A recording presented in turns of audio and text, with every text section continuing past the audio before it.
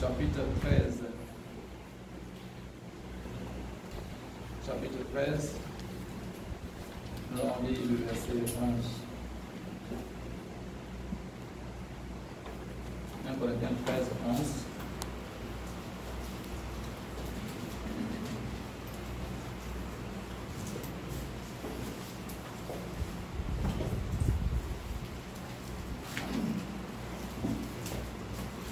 « 1 Corinthiens chapitre 13, le verset 11. Lorsque j'étais enfant, je parlais comme un enfant, je pensais comme un enfant, je raisonnais comme un enfant. Lorsque je suis devenu homme, j'ai fait disparaître ce qui était de l'enfant. » Amen. Donc ici, c'est l'apôtre Paul qui parle ici. Il dit, lorsque j'étais enfant, je parlais comme un enfant, je pensais comme un enfant, je raisonnais comme un enfant. Lorsque je suis devenu grand, je suis devenu homme, j'ai fait disparaître ce qui était de l'enfant. Dans certaines versions, il dit, lorsque j'étais enfant, je jugeais comme un enfant. Et à la fin, il dit, lorsque je suis devenu homme, j'ai aboli ce qui est de l'enfant. Alléluia. Donc ici, quand on parle de la croissance, c'est quitter une étape vers une autre étape qui est supérieure à la première. Donc quitter une étape plus basse, aller vers une étape supérieure. Alors quand on parle de croissance, on fait allusion à une idée d'évolution. On ne peut pas croître en restant toujours la même personne, en restant toujours sur la même position. Pour ceux qui ont fait le jardinage ou bien qui ont planté des arbres dans l'air ou dans leur maison, vous allez voir que quand tu plantes un arbre, soit entre ces deux murs par exemple, tu veux mettre là un arbuste. Dans les premiers temps, tu vas arroser, il va commencer à grandir, à croître. Mais à un certain moment, cet espace ne va plus lui suffire, il aura tendance à casser le mur pour s'étendre. Alléluia. C'est ça la croissance. Et c'est là aussi vrai pour nous qui sommes chrétiens. Quand nous venons à l'église, nous faisons notre premier pas dans la maison du Seigneur. Nous devenons des enfants spirituels. Lorsqu'on parle de la croissance spirituelle, ce n'est pas la croissance comme l'arbre ou bien la croissance comme les enfants dans le monde, on le parle, mais on parle de la croissance spirituelle. Ce n'est pas ta taille qui va évoluer, ce n'est pas ta forme qui va évoluer ou ta voix qui va évoluer, mais c'est ton spirituel qui va grandir. C'est le changement de vie. Ce sont des caractères qui vont changer en toi. C'est pourquoi ici il dit, lorsque j'étais enfant, je parlais comme un enfant, je raisonnais comme un enfant, ou bien je jugeais comme un enfant, mais quand je suis devenu grand, j'ai fait disparaître ce qui est de l'enfant. Alléluia. Donc quand nous venons à l'église, c'est la chose qui doit nous motiver. Comme Pasteur Kassongo a l'habitude de nous l'enseigner, il y a une année, il nous a dit de faire une liste de ce que nous vivions avant, de ce que nous posons avant, comme acte, ce que nous aimions avant. Et lorsque nous sommes devenus chrétiens maintenant, ce que nous sommes en train de faire tomber au fur et à mesure, ce que nous sommes en train de changer dans notre vie au fur et à mesure, de faire une liste des aspects négatifs et des aspects positifs maintenant que nous acquérons dans la marche chrétienne. Alléluia. C'est ça qu'on appelle la croissance spirituelle. La croissance spirituelle fait allusion à la repentance. Le premier pas de la croissance spirituelle, c'est la repentance. Alors que la repentance, déjà même, est un processus. Alléluia. La repentance est un processus dans lequel d'abord, tu dois te rendre compte de ton état de péché. Tu dois te rendre compte de ta misère. Comme apôtre Paul le dit, misérable que je suis, qui me délivrera? Ici, lorsque on parle de l'enfant, j'ai pris cette tête de l'enfant, parce qu'avec l'enfant, on comprend mieux. L'enfant, il a ses caractéristiques. Quand tu es un enfant, tu as des caractéristiques, tu as des sentiments. Que lorsque tu grandis, toi-même, lorsqu'on te rencontre ça, ça te fait honte. Si on te disait, c'est comme ça que tu agissais, c'est comme ça que tu faisais avant. Toi-même, tu es là, ça te fait honte. Ouais, tu sais que ce que tu faisais, si tu avais cet âge que tu as aujourd'hui, tu n'aurais pas fait ça. Si la vie était à reprendre, il y a des choses que tu faisais avant que tu ne vas plus faire. C'est ça la croissance spirituelle. Quand on grandit, il y a certaines choses qu'on doit faire tomber. Mais la croissance n'est pas seulement le fait d'être... On peut être un leader dans le monde, on peut être éloquent dans le monde, on peut être excellent même à l'école. Mais cette excellence est différente de la croissance spirituelle. La croissance spirituelle, c'est de passer de l'état des pécheurs à un état d'homme spirituel fait. Donc, ce passage que j'ai tiré dans le livre de 1 Corinthiens chapitre 13, pourtant la Bible dit que nous devons recevoir le royaume des cieux comme des enfants. Alors que ici, il prend l'exemple sur l'enfant pour dire que quand il est devenu grand, il a fait disparaître ce qui était de l'enfant. Alléluia. Pourtant, lorsque nous lisons Matthieu chapitre 3, verset 2, on nous dit que nous devons recevoir, si nous voulons entrer dans le royaume des cieux, nous devons recevoir le royaume comme un enfant. Alléluia. Mais pour trancher cela, nous allons lire 1 Corinthiens chapitre 14, verset 20. Alléluia. 1 Corinthiens 14, verset 20. 1 Corinthiens chapitre 14, le verset 20. Oui. Frères, ne soyez pas des enfants sous le rapport du jugement, Amen. mais pour la malice, soyez enfants. Amen. Et à l'égard du jugement, soyez des hommes faits. Amen. Donc, 1 Corinthiens 14, verset 20, vient trancher entre 1 Corinthiens 13, 11 et Matthieu 3, verset 2. Il dit ici, pour le reprendre encore, Frères, ne soyez pas des enfants sous le rapport du jugement, Amen. mais pour la malice, soyez enfants. Voilà. Et à l'égard du jugement, soyez des hommes faits. Voilà. À l'égard du jugement, soyez des hommes faits. Tout à l'heure, je parlais de l'église de Pharma. Quand nous voyons aujourd'hui, chacun de nous a été ici il y a au moins 10 mois en arrière. Chacun de nous a été ici. Nous avons vu comment l'église a évolué. Nous avons vu comment le zèle était là. Nous avons vu comment la louange était animée. Mais aujourd'hui, nous voyons comment les choses ont relâché, comment tout est retombé à cause du jugement. À cause du jugement. Parce que souvent nous jugeons comme des enfants. L'enfant, d'abord un enfant, c'est quelqu'un qui est égocentrique. Un enfant, il est égocentrique, il ramène tout à lui. Il veut que tout soit concentré sur lui. Il trouve toujours que c'est lui qui a toujours raison. Il trouve toujours que c'est lui qui a bien fait. Il trouve toujours que si le père doit faire un cadeau, c'est à lui d'abord que le père va donner ce cadeau. Si on doit donner quelque chose, si on doit apprécier quelqu'un, si on doit féliciter quelqu'un, c'est lui d'abord qu'on doit féliciter. Et c'est ça la vie d'un enfant. Et la Bible dit, à l'égard de ces jugements, nous devons être des hommes faits. Mais pour la malice, pour ce qui est de l'orgueil, pour ce qui est la fierté, nous devons être comme des enfants. Nous devons comme être des enfants. C'est-à-dire l'enfant, il n'est pas hypocrite en fait. L'enfant, il dit ce qu'il pense. L'enfant, il n'est pas tout face. Ce qu'il pense, c'est ce qu'il dit réellement. Et c'est ce que la Bible nous recommande ici, dans ce passage de 1 Corinthiens chapitre 14. Il dit, pour ce qui concerne le jugement, pour ce qui concerne le raisonnement, nous devons être des hommes faits, mais pour ce qui concerne la malice, nous devons être comme des enfants. Alléluia. Nous aspirons tous à la croissance spirituelle. Maintenant, pour prévenir maintenant à mon message, j'étais avec un frère un jour qui me posait une question. Il dit, frère, est-ce que tu peux adorer quelqu'un que tu ne connais pas, ou bien tu peux suivre quelqu'un que tu ne connais pas? J'ai dit non.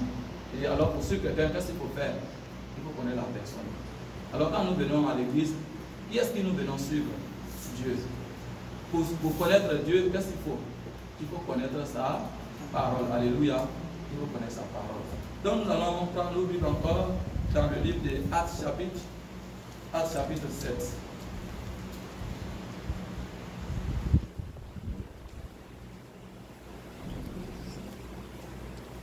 Acte 17 plutôt. Acte 17 à partir du verset 11. Acte chapitre 17 à partir du verset 11. Ces Juifs avaient des sentiments plus nobles que ceux de Thessalonique Ils reçurent la parole avec beaucoup d'empressement et ils examinaient chaque jour les Écritures pour voir si ce qu'on leur disait était exact. Amen. Que le Seigneur te bénisse. Ici, ce texte nous parle des Juifs des Bérés, des chrétiens des Bérés. Ça veut dire qu'ils étaient différents de ceux de Thessalonique. Ils n'avalaient pas tout. Ils ne prenaient pas tout pour raisonner. Mais lorsqu'ils entendent quelque chose, ils prenaient la peine d'examiner. Ils prenaient la peine de réviser pour savoir réellement si ce qu'ils ont entendu est vrai. Alléluia. C'est en cela que nous avons ici fait de l'étude biblique notre principe de travail. Nous avons fait de l'étude biblique notre système d'évolution dans le Seigneur. Et nous avons tous les outils pour apprendre auprès du Seigneur. Nous avons instauré les cellules de prière. Nous avons instauré des plateformes d'études bibliques pour que nous puissions apprendre à découvrir Dieu.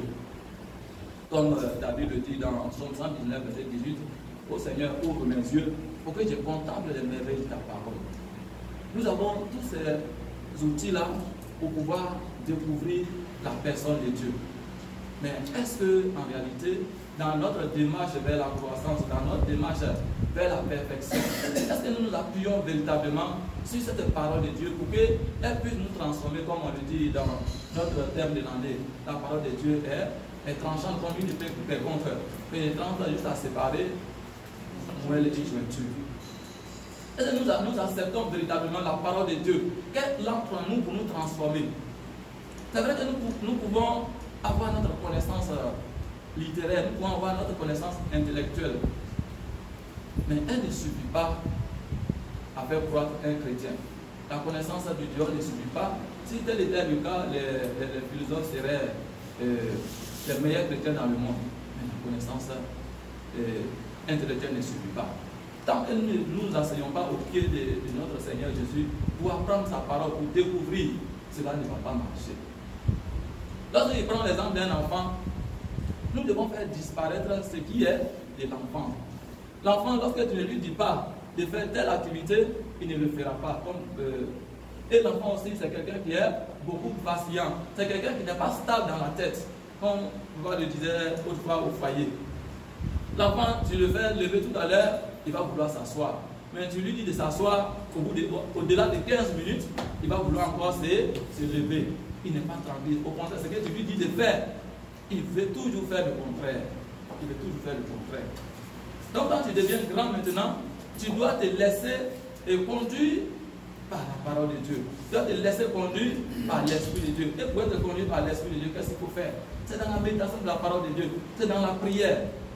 Mais si pendant les moments de prière, on ne peut pas te voir, si pendant les moments de méditation, on ne peut pas te voir, on fait des cellules, on était en confinement, on a fait 6 mois de confinement.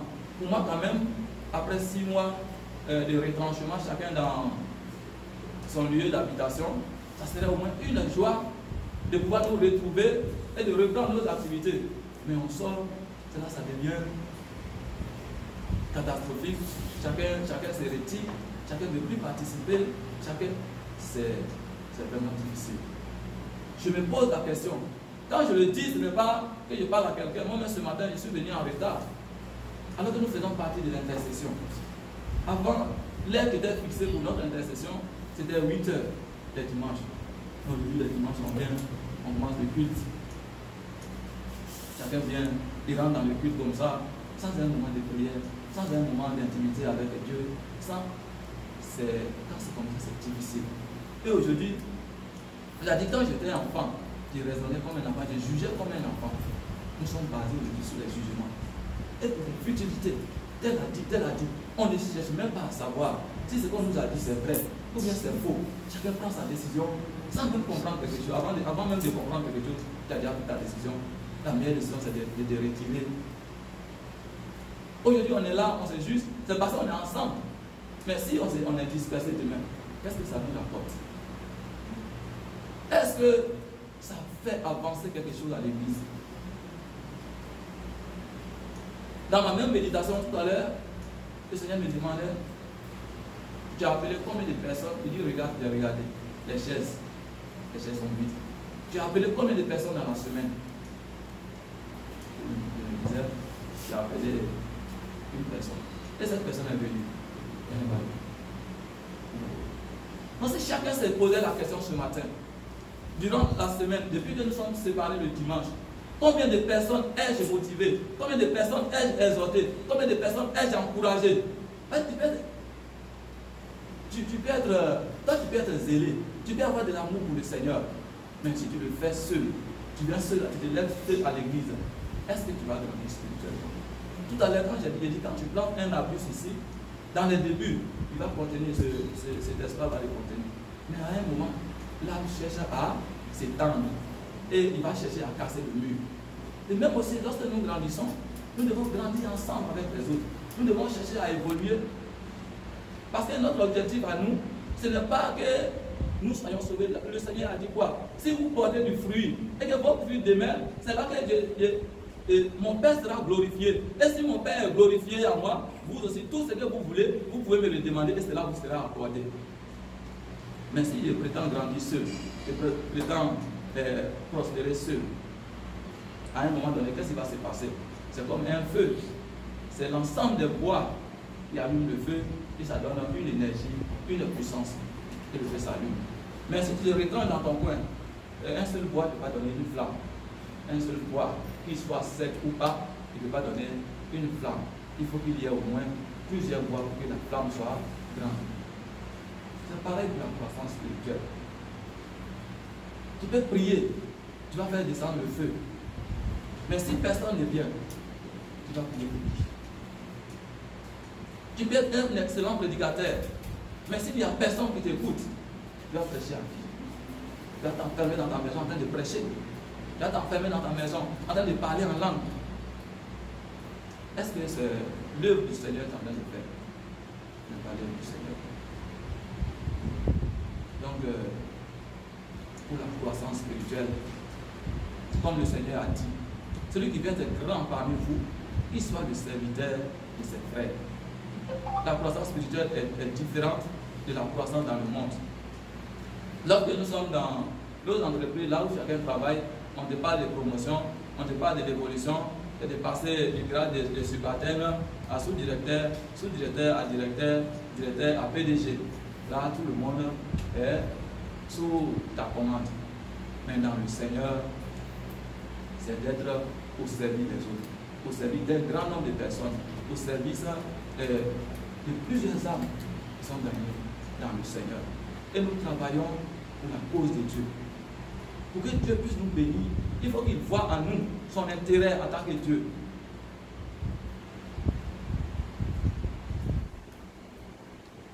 Pour que Dieu puisse nous bénir, il faut qu'il voie dans notre plan, dans notre programme, ce que lui, Dieu, il gagne avec nous.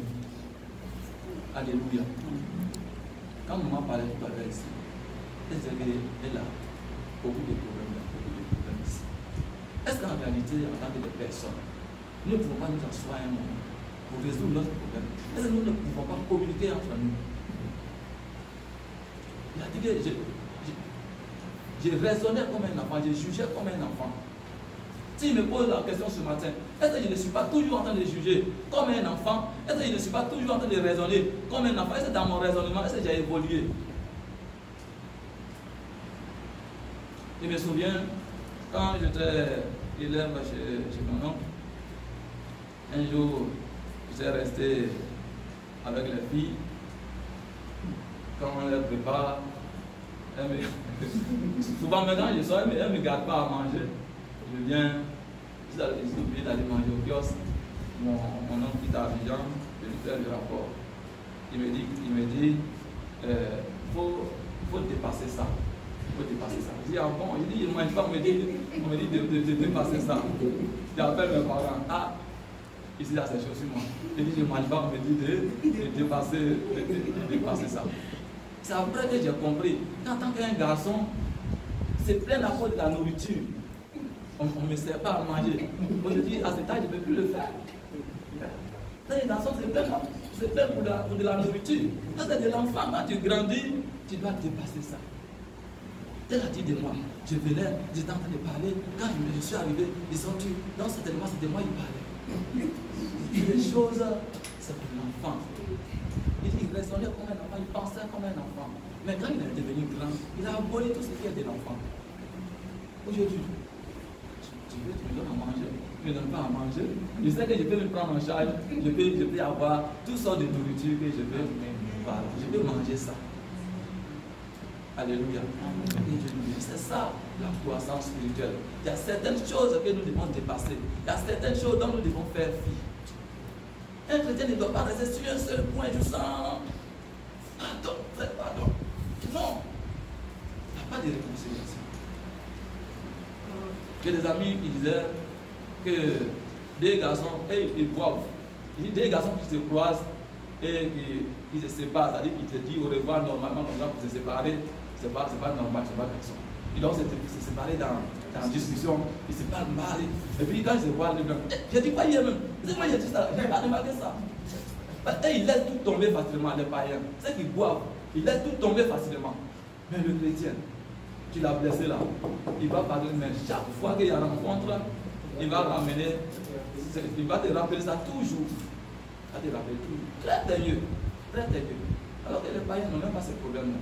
Ceux qui boivent là, les buveurs, les fumeurs, les drogués, là c'est un vrai problème.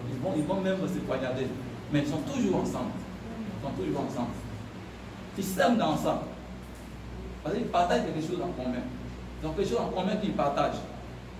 Mais nous qui avons la parole de Dieu, nous qui sommes des enfants de Dieu, à qui le Seigneur a enseigné le pardon, à qui le Seigneur a enseigné l'amour, quand tu rentres dans notre cœur, c'est bloqué, c'est verrouillé, ça ne va pas sortir. Il dit, quand j'étais enfant, j'ai raisonné comme un enfant. Mais quand je suis devenu grand, j'ai aboli ce qui est de l'enfant. Nous ne pouvons pas aussi abolir ce qui est de l'enfant. Nous ne pouvons pas aussi abolir ce qui est du monde. Les murmures, les critiques. Et notre église est vide. Un savoir aujourd'hui. Là, nous dirions. Demain encore l'autre s'en va. Ainsi de suite. Et notre église est vide. Et on est toujours accroché à la même chose. Vers l'enfer où ça va nous emmener. Après, nous devons chercher à évoluer vers la taille et la stature parfaite de notre Seigneur Jésus-Christ. Avant de poser un acte de chrétien qui a grandi, il doit se demander si le Seigneur Jésus était à ma place, quelle serait sa réaction?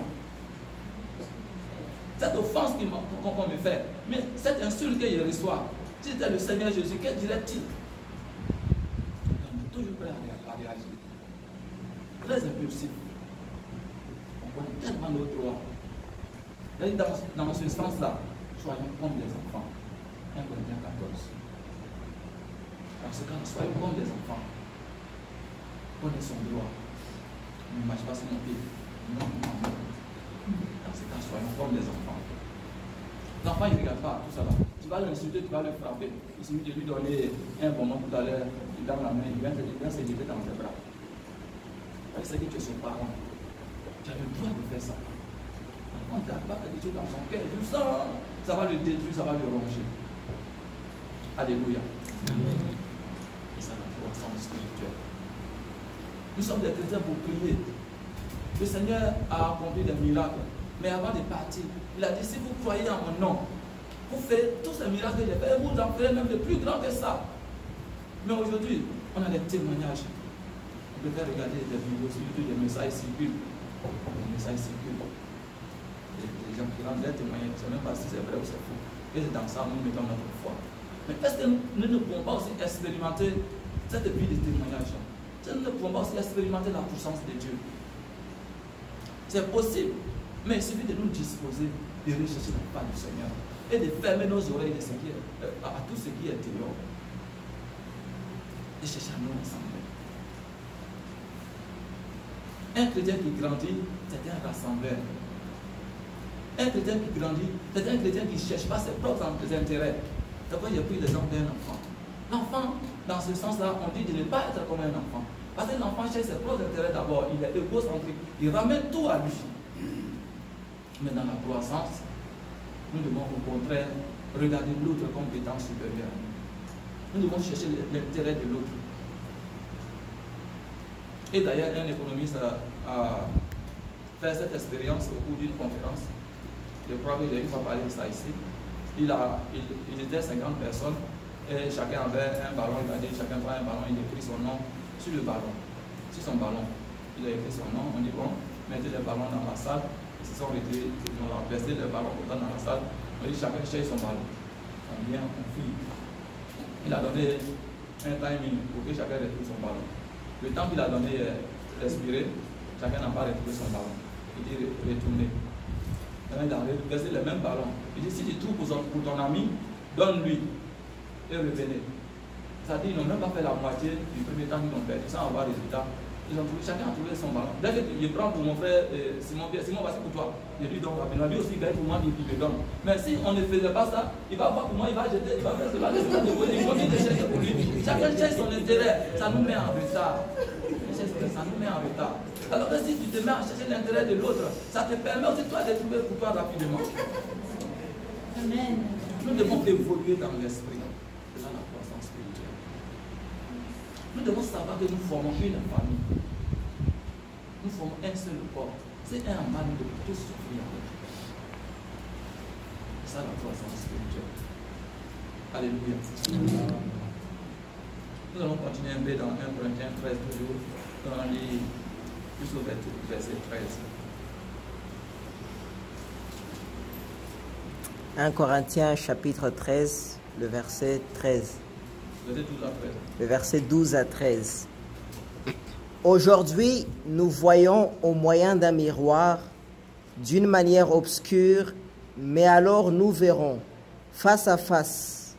Aujourd'hui, je connais en partie, mais alors je connaîtrai comme j'ai été connu. Maintenant donc, ces trois choses demeurent, la foi, l'espérance, l'amour. Mais la plus grande de ces choses, c'est l'amour. Aujourd'hui, nous connaissons en partie. Mais le temps viendra où nous allons connaître réellement. Nous allons connaître comme nous aussi nous avons été connus. Pour connaître quelqu'un, il faut lui donner de l'amour. Il faut s'intéresser à la personne. Mais si tu ne donnes pas l'amour à quelqu'un, à une personne, la personne ne va pas s'ouvrir à toi. La personne sera réticente et la méfiance va régner. Et la méfiance est Dieu. C'est pourquoi l'apôtre Paul nous enseigne ici l'amour, la foi, l'espérance. Mais tout cela, le plus grand, c'est l'amour. Nous devons nous aimer. Si nous nous aimons réellement, que chacun se soucie. Pourquoi mon frère n'est pas venu? Je me déplace, je vais le voir. Prochainement, même s'il est absent, il se sentira gêné. Bah, il se dit que s'il ne vient pas, les frères viendront me voir. Il se sentira gêné. Mais aujourd'hui, le chrétien reste à la maison, et puis il est content, il est libre. Parce que bon, et puis il sait aussi que personne ne va l'appeler. Ça ne va pas quelque part. Alléluia. Le Seigneur nous invite à cultiver l'amour. À cultiver l'amour. Le jour où la sœur Céline a prêché ici, elle nous a démontré sur l'amour, c'est pourquoi je ne peux pas rentrer encore dans les mêmes détails. Nous prêchons le même thème, nous prêchons la même chose. L'amour ne soupçonne pas le mal. L'amour excuse tout. Et j'ai l'habitude de dire que l'excuse est différente du pardon. Parce que quand on s'excuse, on n'arrive même pas au niveau du pardon. Tu as pas dit que mon frère, excuse-moi, ça s'arrête là. Mais c'est quand je garde, le soir il appelle. Aujourd'hui matin, j'avais marché sur mon frère, j'avais commencé. Là, ça devient un jugement maintenant. Il doit me demander pardon. Il doit me supplier maintenant. Alors si on s'était arrêté au niveau d'excuse, c'est passé. Il ne va même pas se rendre compte même qu'il a offensé quelqu'un. Il ne sera pas culpabilisé. Mais quand je garde, puis je le rappelle le soir, j'avais quoi en tête ce matin? Tu m'as dit, tu m'as parlé comme ça. Ça devient un peu, c'est-à-dire déjà, c'est comme quelqu'un qui a déjà un carton jaune. Là maintenant il se méfie, il a peur maintenant de commettre une autre faute. Là il se retire. Parce qu'il va faire quelque chose, il va offenser quelqu'un.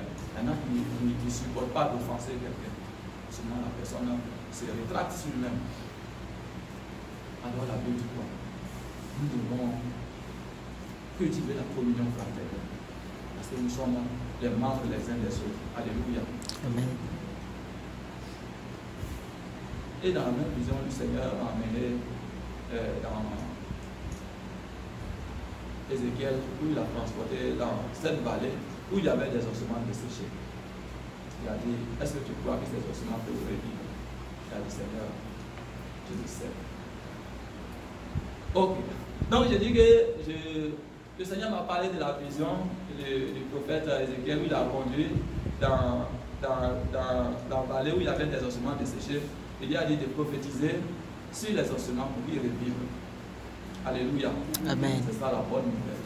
C'est que notre Seigneur, il fait revivre les ossements desséchés. Même si les chairs sont devenues vides, ces chairs peuvent être remplies. Mais si seulement si nous acceptons la parole de Dieu, nous acceptons de collaborer, nous acceptons de nous pardonner, de laisser ces choses-là tomber et de raisonner comme des grands, d'avoir une grandeur d'esprit, une grandeur de pensée, une autre manière de penser. Nous façonnons notre manière de penser. Le Seigneur peut renouveler avec nous. Alléluia. Nous avons vu, lorsque nous avons étudié le livre des Juges, chapitre 7, avec Gédéon, ce n'est pas avec un grand nombre que le Seigneur a délivré Israël, mais c'est avec 300 personnes. Mais si nous sommes deux, que nous sommes ensemble, que nous avons les mêmes pensées, que nous avons les mêmes sentiments, que nous avons la même vision, nous marchons dans la même direction, le Seigneur peut, même ceux qui sont partis, le Seigneur peut les ramener. Alléluia. Mais si nous continuons de nous égrener au fur et à mesure, la pobresse sera vite, et ça devient vite super commanditaire. De vivre, personne ne te critique, toi tu ne critiques personne. Alléluia. Amen. Ça, ce n'est pas la croissance spirituelle. Nous devons voir ces choses, comme mon homme m'a dit, et les dépasser. Donc, j'invite chacun de nous ce matin aussi à dépasser toutes ces choses. Alléluia. Amen.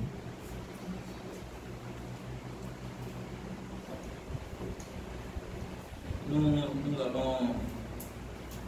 allons lire dans Psaume 51, verset 10. D'abord, avant, lisons d'abord Philippiens chapitre 2, verset 5 à 12. Philippiens 2, 5 à 12. Philippiens chapitre 2, versets 5 à 12. Oui.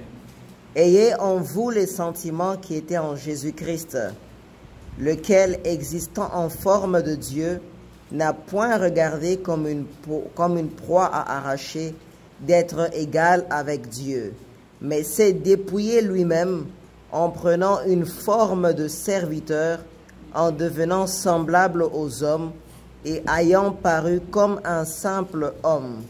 Il s'est humilié lui-même, se rendant obéissant jusqu'à la mort.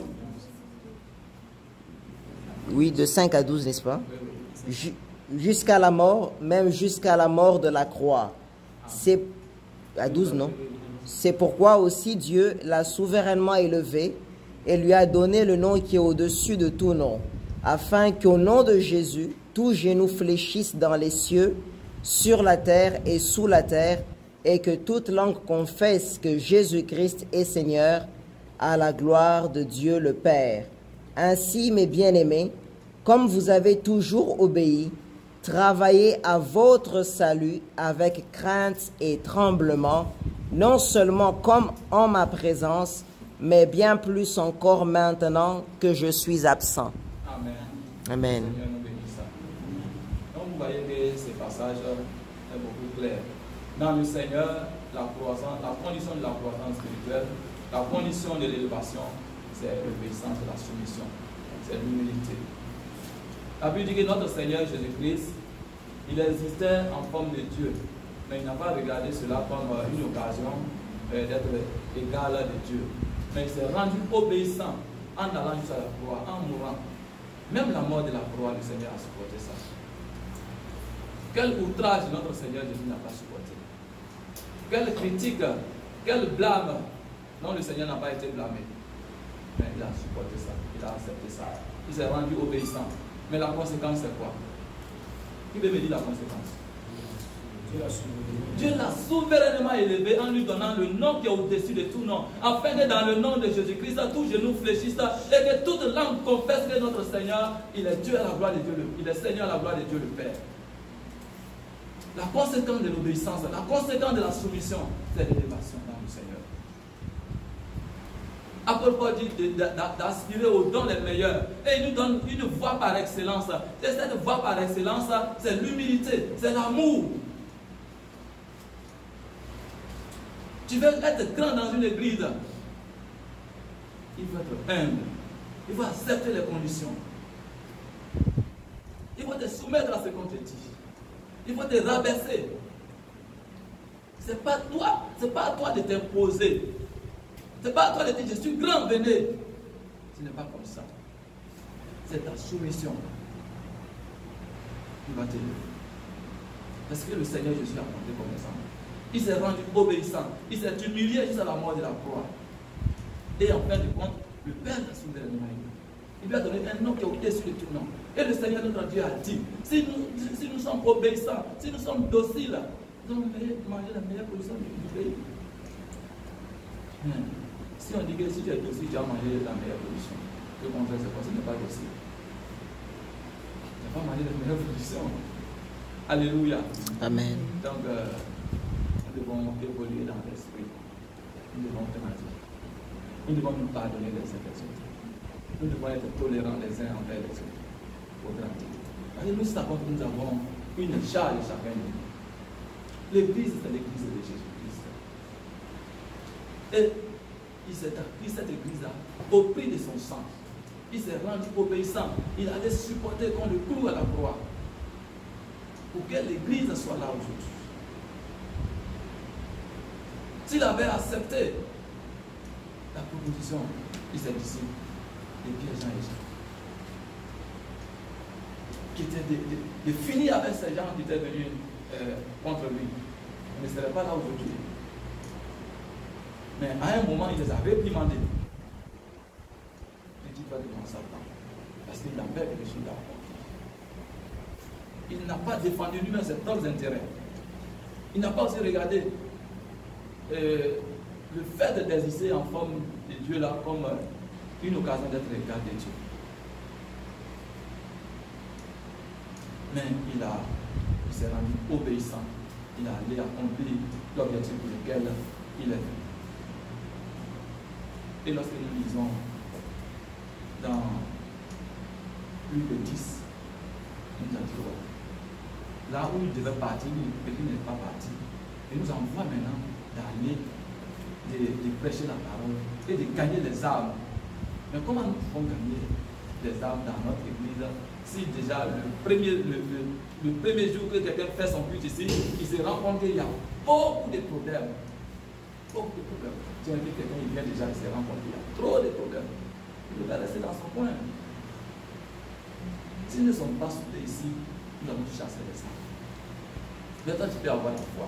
Tu dis que toi, tu es enfermé. Et il y a des choses qui ne peuvent pas t'ébranler, qui ne peuvent pas ébranler ta foi. Mais ça pousse, ça chasse les autres. À ce moment, tu ne pourras pas grandir aussi. L'onction que Dieu te donne là, c'est pour que tu puisses travailler avec ça. Quand Dieu donne le Saint-Esprit, quand nous lisons dans Actes 2, il a dit vous recevez une puissance venant du Père. Vous serez mes témoins à Jérusalem, dans la Judée, dans toute la Judée, même en Samarie, et même jusqu'aux extrémités de la terre. L'onction que Dieu te donne, ce n'est pas pour toi-même. C'est pour que tu puisses l'exercer. C'est pour que tu fasses du bien aux autres. C'est pour que tu puisses étendre son royaume. Que tu puisses étendre son règne. Mais si, à cause de toi, les gens ne viennent plus à l'église, comment tu vas être élevé? Ça ne sera pas possible. Alléluia. Amen. Donc, ce matin, le Seigneur nous interpelle tous. Nous devons chercher à grandir, à quitter l'état d'enfant et à évoluer maintenant vers l'état d'un homme accompli, d'un homme fait. Changer notre manière de juger. D'ailleurs, même la Bible nous recommande de ne pas juger. De peur que nous ne soyons jugés. Si nous avons un problème, approchons-nous les uns des autres. Et parlons. Parlons. Et d'aller derrière. Le gars n'est même pas là-bas, il ne peut même pas se défendre. On fait son procès derrière lui. Et on le condamne. Il va pas pour tu masses, il n'est même pas là, on l'a déjà jugé et condamné. Alléluia. Ça sont des choses qui s'opposent à la croissance spirituelle. Ce sont des choses d'enfants. Ce sont des enfants spirituels qui agissent de la sorte. Alors la cellule va te supplier. On ne m'a pas appelé, donc je viens. Donc comme tu ne m'as pas appelé ces jours-là, comme il n'a pas vu ce message-là. Alors que c'est un programme qui est là, ça n'a pas changé. Si on dit que les mercredis, maintenant, il n'y aura plus de cellules, on va annoncer ça officiellement. Donc même si le message ne vient pas, tu sais que le mercredi à 16h, tu as cellule ici. Déplace-toi, viens faire la cellule. Ça va t'édifier. Ou bien si tu sais déjà que tu es édifié, tu sais déjà que tu connais la parole. Là encore, même ta présence est importante. Parce que tu vas édifier les autres. Mais là, c'est pourquoi on invite, pour que les gens viennent apprendre. Ceux qui sont nouveaux dans la foi, pour qu'ils viennent apprendre. Et toi, tu as cette connaissance-là. Et puis tu ne viens pas. Comment ils vont avoir ça aussi? Et comment ils croiront à celui dont ils n'ont jamais entendu parler? Et comment ils entendront parler s'il n'y a personne qui prêche? Tu ne viens pas avec ta connaissance. Comment les nouveaux peuvent apprendre? On cherche des serviteurs de Dieu. Les gens qui vont diriger, qui vont modérer. C'est quand tu es là, il dirige devant 5 personnes, il dirige devant 8 personnes, devant 10 personnes, devant 15 personnes, devant 20 personnes. Il peut prendre la chair un jour pour diriger. Mais il vient à la cellule. Son ancien même n'est pas là. Il vient 2 fois, 3 fois, prochainement c'est lui, il ne vient pas. Parce qu'il trouve que ce n'est pas important. Alors que la cellule est importante. C'est ceux qui ont la vision des églises qui ont institué les cellules. Et toutes les églises évoluent sur la base des églises de maison. C'est l'unité de base. Dans toute société, il y a une unité de base, une cellule. C'est l'unité de base. Mais si la base ne fonctionne pas, c'est que vous allez construire. On ne peut pas construire quelque chose qui est suspendu comme ça, où il n'y a pas de fondement, il n'y a pas de fondation. Un bâtiment suspendu, comment ça va subsister? La croissance commence en bas. Ça commence pas en haut comme ça, c'est suspendu. Alléluia. Amen. Nous devons croître. Nous devons laisser tomber. Répartir à zéro. Et reprendre tout à zéro. Grandir maintenant. Nous avons un fondement solide. Et quand nous croissons comme la Bible dit, comme un palier. Nous résistons au vent. Mais si tu as grandi un coup comme ça, un jour aussi, tu vas chuter de la même façon. Tu n'as pas eu de fondement. Alléluia. Amen. C'est-à-dire que tu es obèse. Donc nous devons adapter notre croissance au principe divin, au fonctionnement de l'Église. Débutons un peu comme ça.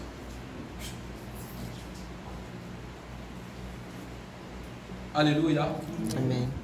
Nous allons lire maintenant Psaume 51, verset 10. Psaume 51, le verset 10. La Bible dit: Ô Dieu, crée en moi un cœur pur, renouvelle en moi un esprit bien disposé. Amen. Amen. Crée en moi un cœur pur. Et renouvelle en moi un esprit disposé. Le jour où la sœur Céline a prêché, elle a aussi révélé ça. L'un des caractères de la croissance, c'est d'avoir une vie rangée. Une vie rangée. Un esprit bien disposé. Quand l'esprit est disposé, tu as une planification, tu as un chronogramme bien ordonné et cela te fait gagner en temps. Et ça envoie sur toi ce qu'on appelle le rafraîchissement spirituel. Venir à l'église n'est pas un fardeau pour toi. Parce que ce programme-là, ça est, ce rendez-vous est dans ton programme. Dans tes activités déjà, tu as prévu que de telle heure à telle heure, à telle date, voici ce que je dois faire. De telle heure à telle heure, je dois me retrouver à l'église. Mais si ton esprit n'est pas disposé, c'est-à-dire au jour J même, tu ne connais pas encore ton programme de la journée. Jusqu'à 7 heures encore, tu ne connais pas ton programme de la journée. Tu n'as pas de programme. La croissance spirituelle implique tous ces aspects de la vie. Il doit créer en moi un cœur pur. Celui qui a un cœur pur, un chrétien qui a un cœur pur, il est autonome. Quand tu grandis à un moment, tes parents t'élèvent, ils te tiennent par la main, ils t'apprennent à marcher. Quand tu sais marcher maintenant, toi aussi à ton tour, tu lèves quelqu'un et tu lui dis, apprends aussi à marcher. Mais si toujours tu tu as fait 100 ans, tu as été baptisé. Un chrétien baptisé normalement, dès qu'un chrétien est baptisé, c'est un ouvrier. Tu intègres la classe ouvrière. Mais il y en a, au contraire, même après le baptême, on le comprend. Tu as été baptisé à 1900 ans. Et puis on ne te voit même pas à l'église. Le baptême, c'est quoi? La Bible n'a pas dit que c'est le baptême qui sauve. C'est vrai qu'il dit celui qui croira et qui sera baptisé sera sauvé. Mais ce n'est pas le baptême seulement. Tu es baptisé, ton salut, tu as ton ticket pour le paradis, et puis tu te retires. Ce n'est pas ça. Nous devons demander à Dieu qu'il y a un cœur pur. Un cœur pur. Celui qui a un cœur pur, il ne soupçonne pas le mal. Il ne juge pas son frère. Alléluia. Que le Seigneur nous bénisse. Amen. C'est par là que je vais m'arrêter.